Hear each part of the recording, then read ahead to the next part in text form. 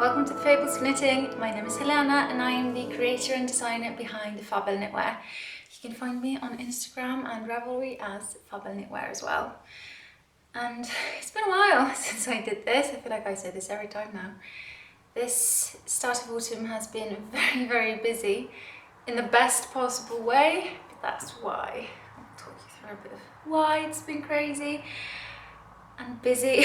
So first up, I went to Festival, which is at the end of August, beginning of September, and it was the first proper knitting festival that I've ended at, and it was so amazing. Just the best weekend ever. The yarn that I was dyeing, I'd ordered it in July, which is probably too late already. Hey ho. And then it was stuck in customs for ages, and I didn't get it until the second week of August. So the weeks leading up to Festival, they were insane. So now I know that I need to order it and start way earlier, live and learn. And then my sister helped me when we got there. So we drove from Oslo up to Trondheim, which is about a 7-hour drive. My dad and my mum, I guess, are really lovely people and let me borrow their car. I don't have a car. And then we drove up, and my sister helped me all weekend. The festival was at the same hotel that we were staying at. It was so well done. It was a brilliant festival. I made a little vlog, if you can call it that I posted, I don't know, last week or something, where I just filmed a bit of the process leading up to it and tiny bit of footage there. It was so busy I didn't really get to film anything, but just a tiny hint. So if you didn't see that, go check it out. I'll link to it below. But it was so amazing. My sister was such great help, and as soon as the doors opened on Saturday, like the first 4 or 5 hours, just kind of like I can't remember them because it was so busy, which of course is brilliant. But it was very busy, but it was so calm, and the energy was really good. Everyone were enjoying themselves. It didn't feel like it cramped, like sardines in a tin kind of vibe. It was really calm but still energetic, and people were in such a great mood. It was brilliant. It was the first time they did it on this scale, and I would definitely go back to it. If you were there and if you stopped by, if you shopped anything, squished some yarn, or just came for a chat, thank you. Literally made my month. It was such great fun meeting everyone, and just a special thanks to everyone who bought something, because again, I've never done a festival like this before. I vended one show for one day at Strikkernes Marked this spring, but that's it. I had no idea how much to bring. It's just well, who knows? So I figured, yeah, definitely a couple hundred. So I think I brought 460, 470 skeins, and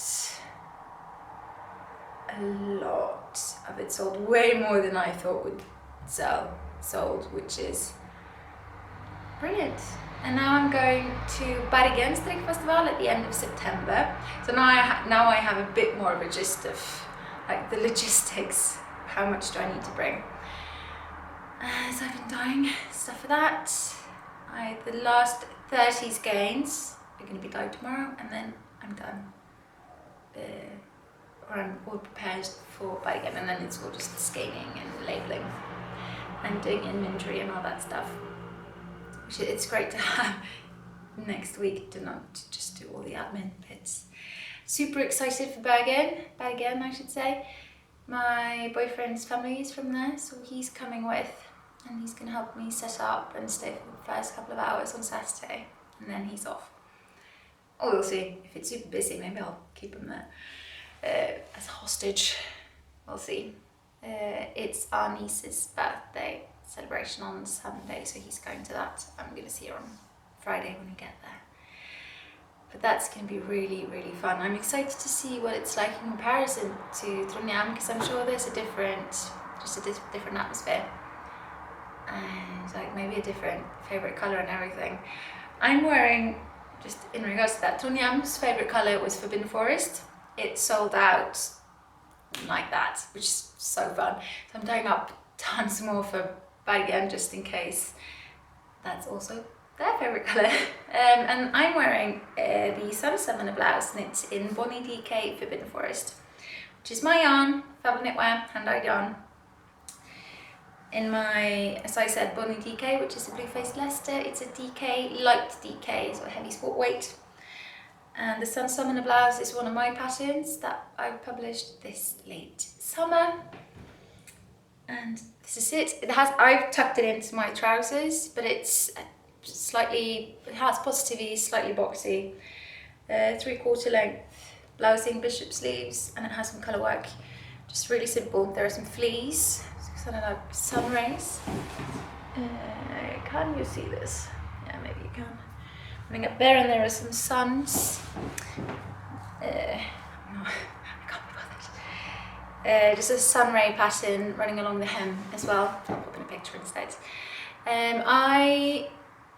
Seeing as Forbidden Forest is quite a variegated and speckled colourway in like all murky foresty colours, I originally wanted to use Goldthorn as the contrast colour because it's a solid or a semi-solid, as solid as you get with hand-dyes.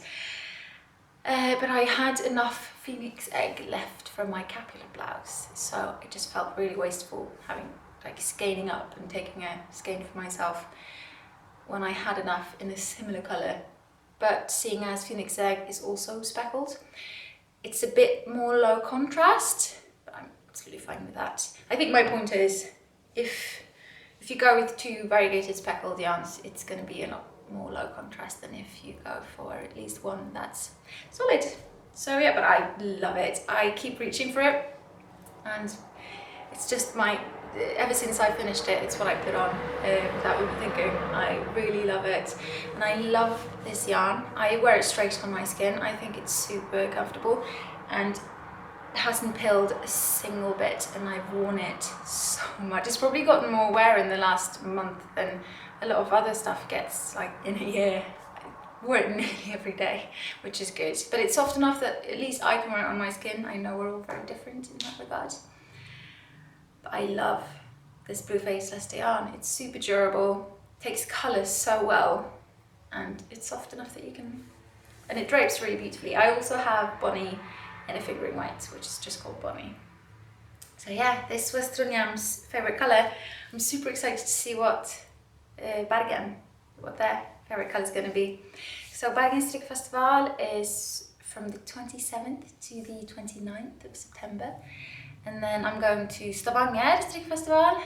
Strikkfestival means knitting festival, by the way. From the 18th to 20th of October. And I've never been to Stavanger, so that's going to be fun as well. And then after that, there's a pop-up happening, which hasn't been released a lot of details about yet, so I'm not going to go into a lot of detail about it, but my yarn will be available there, and my buttons. And then I'm going to Strikkernes Julemarked, which I'm so excited about. It's on the 23rd of November. The Strikkernes Marked is the market I vended at back in spring. And now there's a Christmas market, same venue, everything, and I'm so excited. I'm really looking forward to Christmas this year, and just Christmas markets are the best. So if you're in the Oslo region, you definitely should come by. It's such a good market, and Varuni, who is the mastermind behind it, who runs Pristra, does such a great job. So yeah, I'll be bringing loads of fun festive things to that. And in regards to festive, I have some super exciting news, which I've already posted on Instagram, but you know, double up is fine. I am offering up the Fabel Knitwear Advent calendar. I love Advent. I know I think it differs a bit in different countries, but in Norway at least, it's like one of the best things about Christmas. I love it. So I wanted to do an advent calendar. However, I don't dye minis, so instead I'm doing 500 gram skeins, one for each Sunday of Advent and one for either Christmas morning or Christmas Eve, depending on how you celebrate and what you fancy really. So 500 gram skeins of yarn, not limited to that. There will be some other bits and bobs as well, although I'm not telling anyone what that is. That'll be just fun little surprise things. You can choose your base. You can choose between 4 bases. There's 2 superwash and 2 non-superwash. Just depends on what you fancy. So for fingering weight, we have Usk, which is my completely new base. I debuted it at Trondheim Strikkfestival. I should have said this earlier. Debuted it at Trondheim Strikkfestival. It's a very nice Norwegian yarn spun at Hillesvåg, which I know a lot of people know and love already. I'm so lucky to be able to use their yarn as my base. I know they're very strict in regards to who gets to use their yarn. So that's very, yeah, hashtag blessed, I guess, if we're being basic. But yeah, that's such fun. And so I debuted it at Trondheim Strikkfestival. I love it. I'm currently knitting something in it. Or I started something in it and then life got crazy. I am knitting a Forest Spray jacket. So it's a heavy fingering light sport weight yarn. It has 350 meters per 100 grams, which is more of a sport weight, but it's still a light sport heavy fingering, I would say, in regards to how thick it is. And I love it. It's really rustic, but it's still super soft. It's a bit more toothy than a merino, obviously. I could probably wear this on my skin. And it has beautiful woolly halo. This is the colour Fay. And I love how like the rustic woolly look makes these forest sprays pop. I love it. So yes, this is my new base, Usk, and I have been dying to tell you, it's just been so crazy. So yeah, I have this in 4 colours in the shop at the minute. There's Faye, there is Wizard's Robes, Vasilisa, and Frog in the Valley. Yep. Everything's after Trondheim. I just left everything packed and then ready to go for bed again, so I didn't bring anything down. But I'll put in some pictures of them as well. So yeah, this is my Forest Spray jacket being knit up in Usk in the colourway Faye. Oh my god, it's so nice! And it holds structure so well. There's just something about these more woolly non-superwash yarns. They're just so, I'm gonna say romantic, but I'm not sure we're gonna think the same things when I say that. I love it, really love it. So you can have, yeah, the advent calendar. You can choose between Usk, which is the non-superwash sort of fingering light sport version. You can choose between Athena, which is my gold stellina fingering weight. You can choose between Elder, which is my non-superwash DK weight merino, and you can choose between Bonnie DK, which is the blue face Leicester. And they're going to take colour, like the colours, there's going to be different colourways per Sunday, Advent Sunday, and they're all going to be the same regardless of what base you choose, but the base is going to take the colour differently. So the non-superwash yarns are a bit more rustic and muted and sort of, yeah, I think you know what I mean, in regards to how they take their colour, whereas the superwash yarns are very vibrant and clear. Just depends what you like. So far, Usk and Elder, so the non-superwash bases, have been the most popular. It's a pre-order, so you can order the pre-order. Oh, good. It's a pre-order and it closes on October the 3rd, and the advent calendars will ship out in the first 2 weeks of November, so you will get them in time for your first Sunday of Advent. So head over to the shop for that. It's priced at 1,200 Norwegian kroners. I'm not sure what the currency is, but if we pretend that it's 10, then it would be 120 pounds, euros, dollars, although it's not 10, so somewhere around plus minus that. Which is the price of 5 skates of yarn, so everything that sort of comes, all the other little tidbits and everything that's going to be packed into these calendars are sort of extra free fun things for you guys, and I hope you like it. The response so far has been really fun. I always, as I'd never done before, I just thought if one person buys a calendar, I'm going to be so happy. And there's a lot of people that's buying them, so excited, and I love the colours that you're going to get. It's going to be inspired, or it is inspired, I should say, by Norwegian Christmas traditions, which I'm sure are similar to other countries. I'm not saying these are exclusively Norwegian traditions, but it's stuff that I and my family and my friends and everyone that we associate with Christmas time, and I'm sure other countries and other cultures have the same connections there. But yeah, so excited about it. I'm like super tempted to keep one in each space for myself. I will try to bring a few to Strickernes Julemarked. So yeah, that's some super exciting news. And yeah, I've already told you about Ask Now. He's gonna do a proper introduction for it, but it's sort of tumbled into the advent calendar section, but that's fine. It's what I'm currently knitting. I forgot to skein this before we drove to Trondheim, so I ended up doing it in the car, which is why this is not a cake table.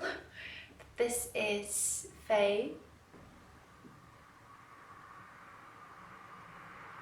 Caked up. I love this colour. This is going to be such a great colour with everything, really, in my wardrobe at least. I wanted to show you some stuff that I've been working on. I've already shown this on Instagram, so I'm not going to be too precious about it. I'm currently working on my next collection, which is going to be the Magical Places collection. And I'm going to do it a bit differently just because tempo and it's so busy. I need to pace myself a bit. So I'm going to do one pattern. There's 4 patterns, and I'll do one a month until the end of the year. So there's 4 patterns coming in this collection.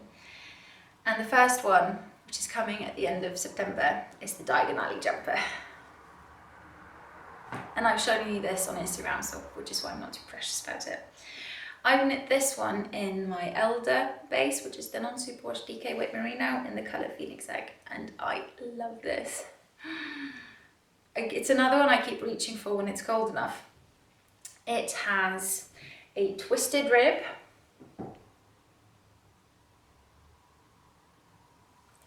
and a twisted rib double neckline, puff shoulders, and slightly cropped, so perfect for high-waisted things. It's knit bottom up in the round, super easy, and I just keep reaching for it. I love it. We went this past weekend, we went to Finnmark for the first time. It's the northernmost county of Norway. We'd never been before, so we went up, rented a car, and just drove across Finnmarksvidda, which is the Finnmark mountain plains, and it was unbelievable. The weather had turned completely autumnal. It was just, everything was yellow and orange and red, and it's just stunning. There were reindeer everywhere, there were eagles. I mean, amazing. If you've not been, and it's in, maybe not if you're in Australia, but if you're in Norway and you've not been, definitely go. I mean, if you're in Australia and want to go as well, do it, but it's a bit of a journey. But from Oslo it took 2 hours to fly up, and then we rented a car, and it was just amazing. And I wore that all 3 days because it meant I didn't have to wear a jacket for the most part, it was unbelievable, that trip. Just, what? I did not think it was going to be so different from the other parts of Norway that I've seen, that it was something completely new, which is why it's so exciting. And why I love Norway, because the regions, it's not big in regards to population, but it's really long. It stretches on for quite a bit, which means the terrain varies a lot. And this was just, it blew my mind. It was amazing. I've also knit this in, which I just finished. I've not blocked this yet. In Pickles soft merino. I am using this, full disclaimer, this yarn was given to me in collaboration, as they do when I design patterns. I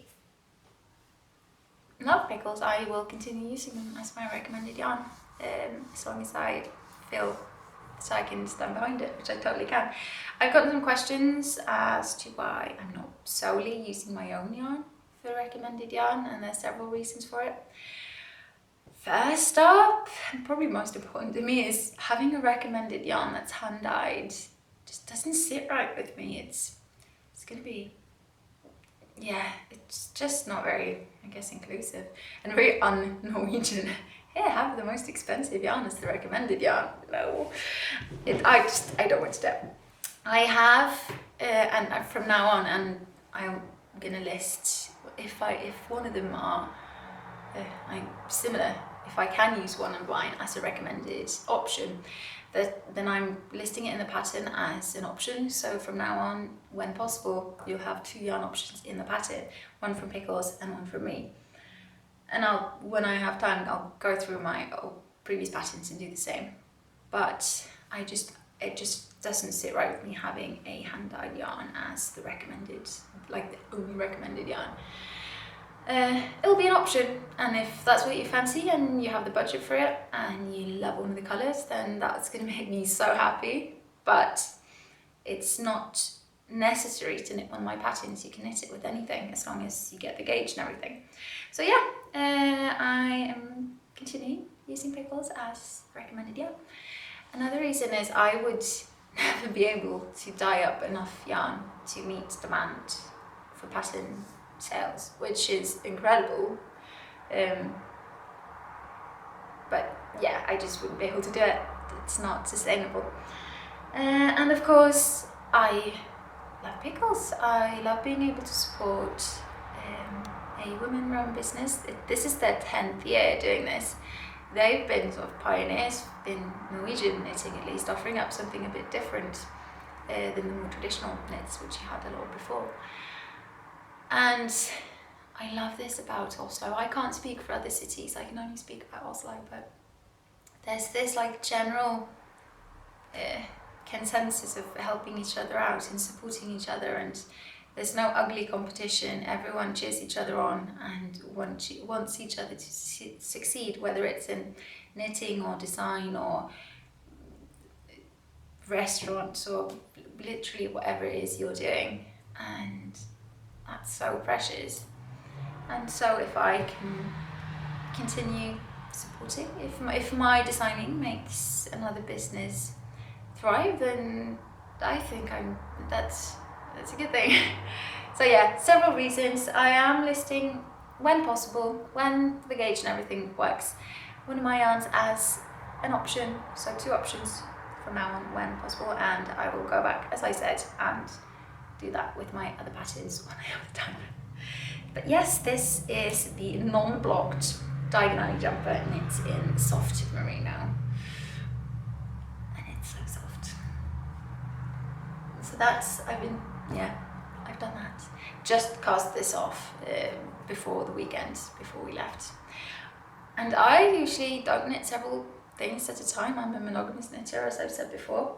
But I started the Forest Spray jacket right before Trondheim Strikk Festival and brought it up, and then I got back and I realised I need to finish my other Magical Places patterns. There's one more that needs to be finished on my part so that it can be test knit, so that it can be ready for that'll be December. But suddenly time just flew and I had to put it away, which was really hard. But I'm not knitting both at the same time, I've just put it away and then I'll pick it back up again. So that kind of excuses it on my part. And then what I'm currently knitting, I'm not going to show you in full, it's just going to be a sneak peek because I'm secretive like that. Ooh. That was easy.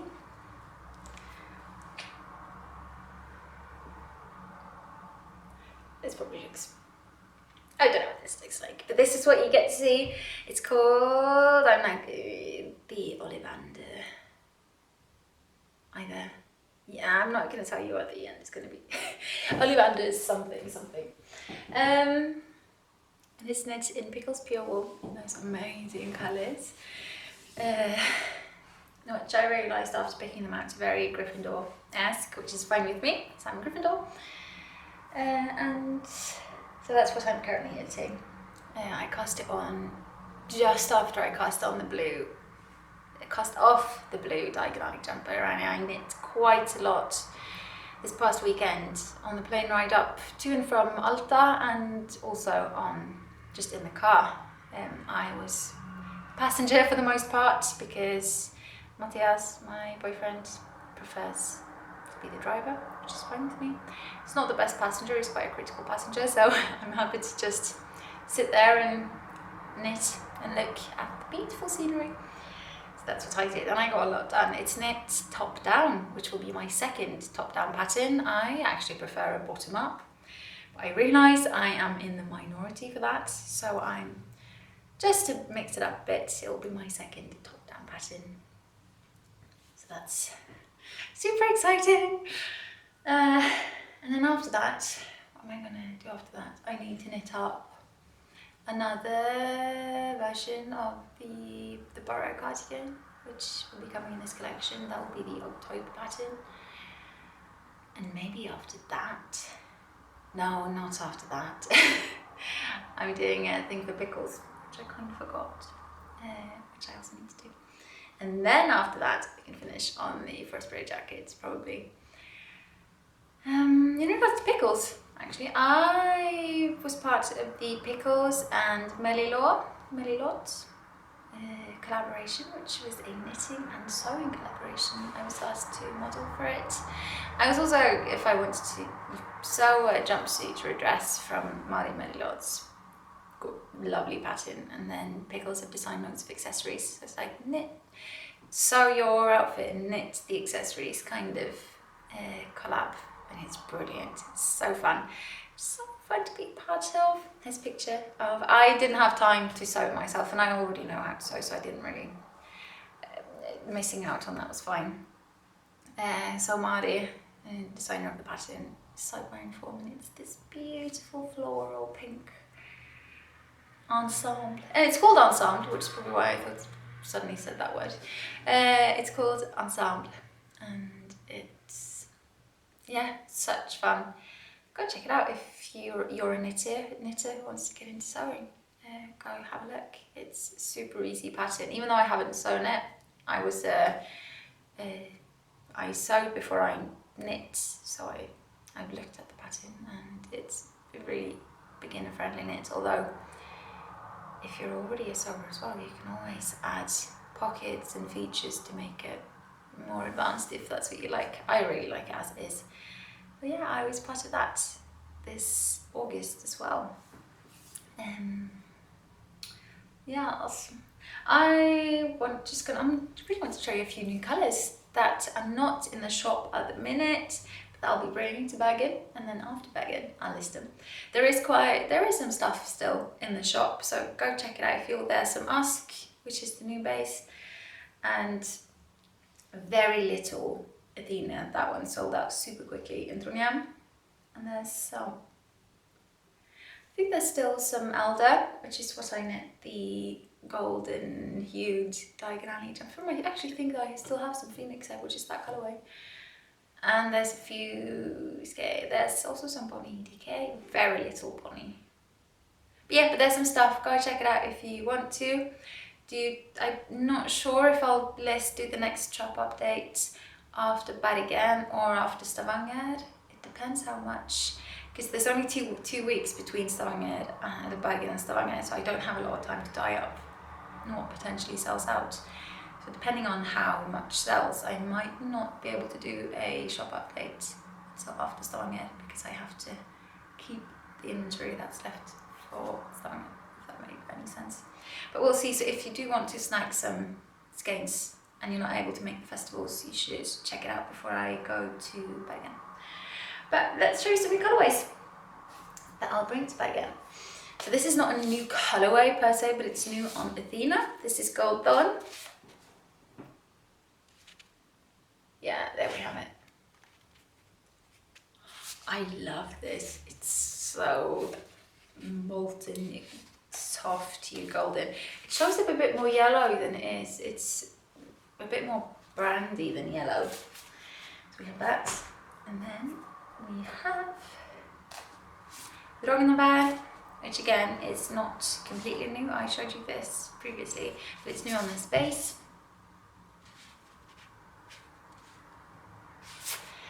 And then we have completely new. This is Stardust. No. Yes. Sorry. This is Stardust. I'm not sure how well this shows up, but it's like variegated in different shades of blue and purple. And I love it.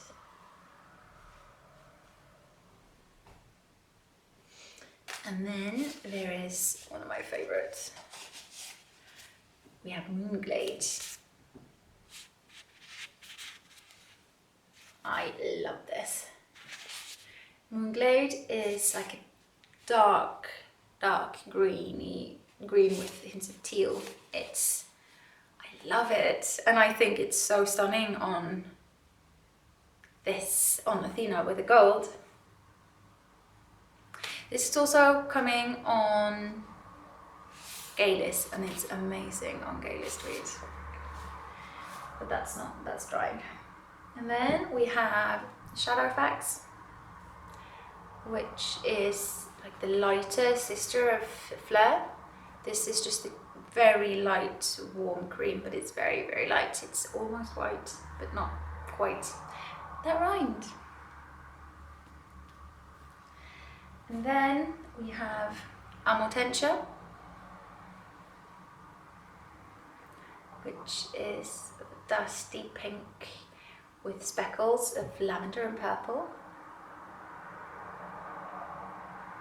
This is one of my sister's favourites, and it's also super popular in Trondheim. And then we have, this is one of my new favourites, Godric's Hollow.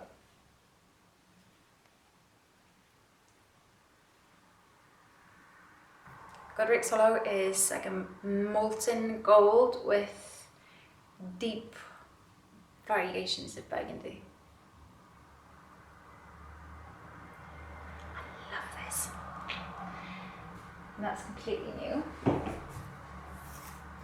And then this is not new, but new on the base. This is Wizard's Robes on Athena. It's a dark wine red with no hints of purple, which I think is really important, for me at least. Just the perfect deep red. It's almost like hints of brown because it's so deep, but it's not brown. And this on Athena. I really like how the red pigment plays with the gold stellina, because it turns it kind of rose gold. It's the only pigment thus far that's kind of changed the colour of stellina, but it's still golden. It's just kind of more rose gold, and it's stunning. I keep looking at the back because I think my battery's about to go. Just keeping an eye out. And then we have a new base, a new colour on Bonnie DK, which is called Divination.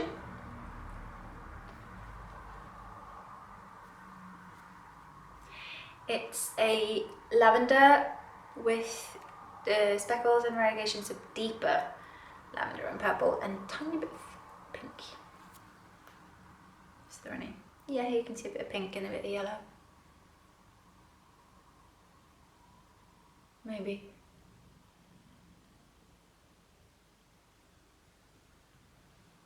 This is really fun. And then we have another colour that's not new, but new on a base. This is Dragon Scale on Gayless Tweed. This, I think, is amazing. I love this base. And we have Astronomy Tower on Gayless Tweed for the first time, which I'm obsessed with. As stated before, I'm not really into blue, except really deep blue. I think it's gorgeous. So those are some new colours. There is more in the dye pots, but loads of stuff drying.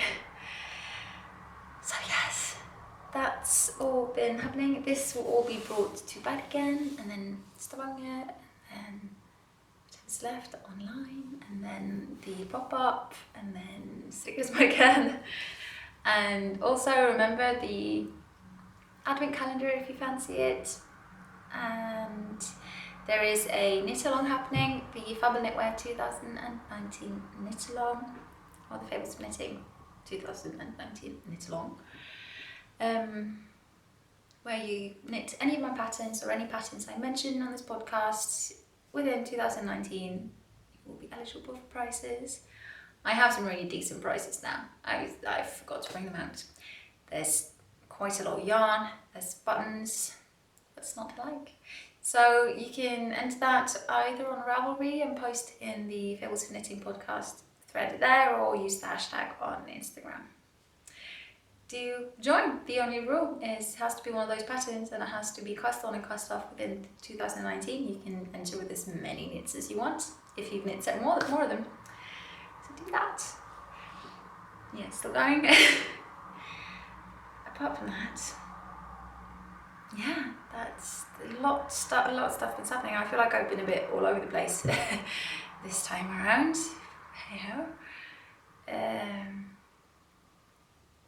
Yes. So join the knit along if you want. Come say hi if you're going to any of the said festivals. Also, I know I did an episode about this, but if you haven't seen it, go check out my new button, which is the Regina button, and the Nymphea button, my first one. The gold and emerald one is very nearly completely sold out. There's, I think, like 12 buttons or something left out of like 400. So they're limited edition, not sure when or if I'm bringing them back. So if you want to secure some of that one, Fabelknitwear.com is the place to be. There's not loads left of the cream one either, but there's still slightly more than the cream. So yeah, just a heads up if you like buttons. I think that's all for now. I blabbed on for quite long enough. I'm sorry if this was a bit all over the place. It's been a while and so much to tell. Hopefully it won't be that long until next time. I'll try to be better at filming, getting some footage when I'm back in, because making that little vlog was really fun. So I'll try to do that. Yeah, thank you for watching, and if you enjoy sitting here listening to me chat about all these fun things, at least what I think is fun, like and subscribe if you want to, and I will see you soon. Bye.